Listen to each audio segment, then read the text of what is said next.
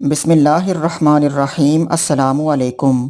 ایک بادشاہ نے رات کو ایک عجیب و غریب خواب دیکھا کہ ایک عورت بادشاہ سے کہہ رہی تھی کہ آ جاؤں یا کل لاؤں۔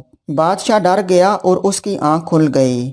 دوسرے دن دوبارہ بادشاہ کو وہی خواب آیا تو بادشاہ نے اپنی بیٹی مہر النساء سے خواب کی تعبیر پوچھی۔ شہزادی مہر النساء خوابوں کی تعبیر کا علم رکھتی تھی۔ شہزادی نے بادشاہ سے کہا کہ اس بار اگر آپ کو خواب میں وہی عورت آ کر پوچھے کہ آ جاؤں یا کل لاؤں تو آپ اسے کہہ دینا کہ نہ آ جاؤ اور نہ کل، بلکہ ابھی کے ابھی آ جاؤ۔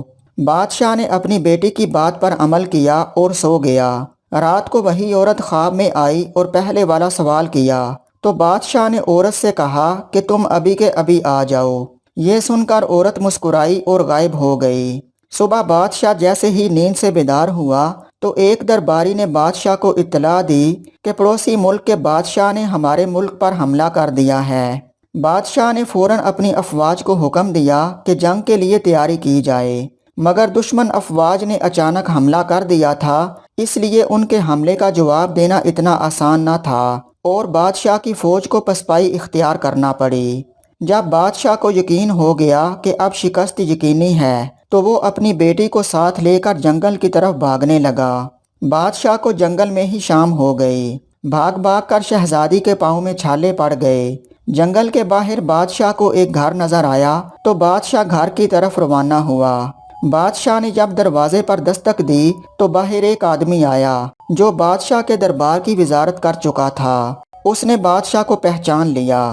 بادشاہ نے وزیر کو سب بتایا تو وزیر نے کہا کہ آپ جتنے دن چاہیں میرے گھر میں رہ سکتے ہیں، کیونکہ آپ کے میرے اوپر بہت سارے احسانات ہیں اور آپ کی خدمت کر کے مجھے بہت اچھا محسوس ہوگا۔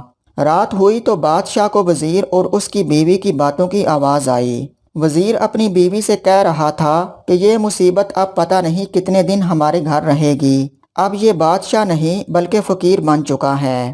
بادشاہ نے وزیر کی یہ بات سنی تو اسے بہت افسوس ہوا اور صبح ہوتے ہی شہزادی کو ساتھ لے کر وزیر کے گھر سے نکل گیا۔ وزیر نے روکنا چاہا تو بادشاہ نے کہا کہ میں آپ کی مہمان نوازی سے کافی متاثر ہو چکا ہوں، اب مزید آپ کو تکلیف نہیں دینا چاہتا۔ بادشاہ آگے بڑھا تو سرحد کے پار ایک چھوٹی سی ریاست میں داخل ہوا۔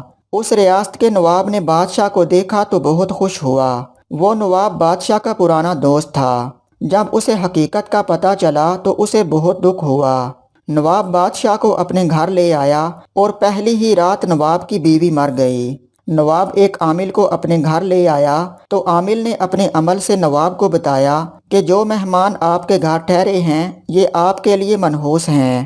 بادشاہ نے جب یہ سنا تو چپکے سے نواب کے گھر سے بھی روانہ ہو گیا۔ بادشاہ کو اپنے محل کی عیش و عشرت بہت یاد آ رہی تھی۔ آگے جا کر بادشاہ کی نظر ایک محل پر پڑی۔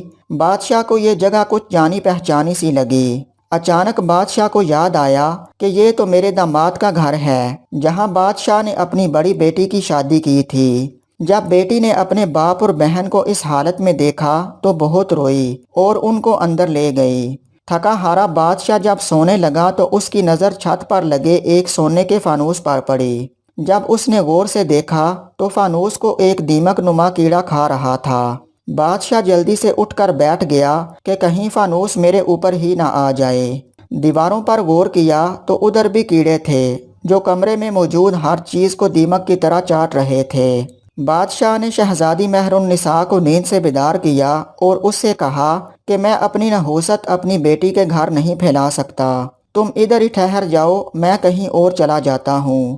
مگر شہزادی نے کہا کہ میں آپ کو اکیلا نہیں چھوڑ سکتی۔ پھر دونوں آدھی رات کو ہی وہاں سے روانہ ہو گئے۔ صبح کی اذان کے وقت دونوں باپ بیٹی کو ایک جھونپڑی نظر آئی جس کے اندر سے دھواں نکل رہا تھا۔ بادشاہ جھونپڑی کے اندر داخل ہوا تو ایک درویش بیٹھا ہوا تھا۔ بادشاہ نے درویش کو سلام کیا تو درویش نے کہا کہ تم نے خواب میں عورت کو آج ہی بلا کر اچھا کیا، اگر کل بلاتے تو مشکل میں پھنس جاتے۔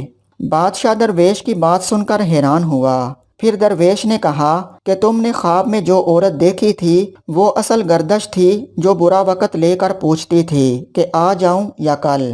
شہزادی مہر النساء جانتی تھی کہ بڑھاپے میں اگر آپ پر کوئی آزمائش آتی تو آپ برداشت نہ کر پاتے، اس لیے آپ کی بیٹی نے آپ کو مشورہ دیا کہ اسے ابھی آنے کا کہو، مگر اب تمہارے لیے اچھی خبر یہ ہے کہ برا وقت اب ختم ہونے والا ہے۔ آپ کے وزیر نے فوج کو دوبارہ اکٹھا کیا اور دشمن فوج پر حملہ کر دیا، جس کی وجہ سے دشمن فوج پیچھے ہٹنے پر مجبور ہو گئی۔ وزیر آپ کی واپسی کا انتظار کر رہا ہے۔ بادشاہ یہ سن کر بہت خوش ہوا اور خدا کا شکر ادا کیا کہ اس مشکل وقت سے نجات ملی۔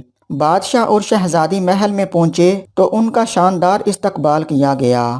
دوستو، کسی بھی مشکل گھڑی میں اگر صبر سے کام لیا جائے تو اچھا وقت ضرور آتا ہے۔ مشکل وقت خدا کی طرف سے آزمائش ہوتی ہے اور مشکل کے بعد آسانی بھی ہوتی ہے۔